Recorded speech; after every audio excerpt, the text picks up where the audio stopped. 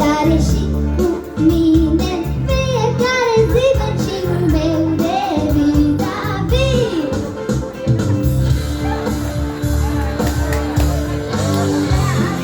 Constantine, Constantine, mă mir și mă uit la tine.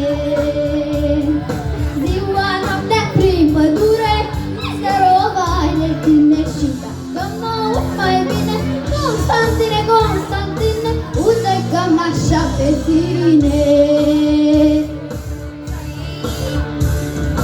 Dari-dari-dari, dari-para, dari-dari-dari, dari-dari-dari, dari-para, dari-dari-dari, dari-dari-dari, dari-para, dari-dari-dari, dari-dari-dari, dari-para, dari-dari-dari.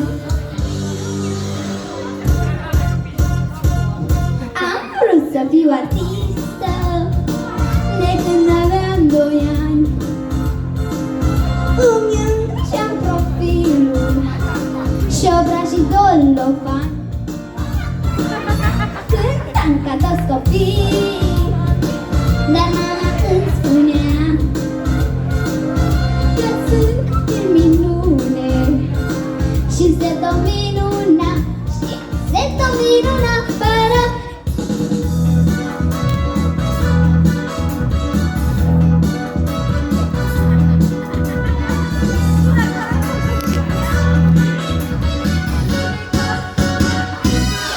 N-am noroc, ce s-o fac, niciodată soarta nu mi-a zâmbit.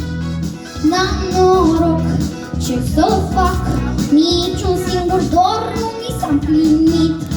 N-ai noroc, niciun pic, încă n-ai aflat unde să-l găsești.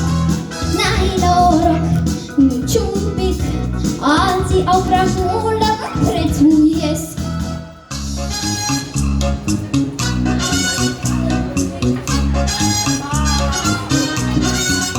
Aș vrea ca într-o seară să ne întâlnim, dar nu știu când este mai bine să ieșim. Lunea n-are niciun rost, marțea știi cum merge prost, miercuri știi și tu că este zi de post.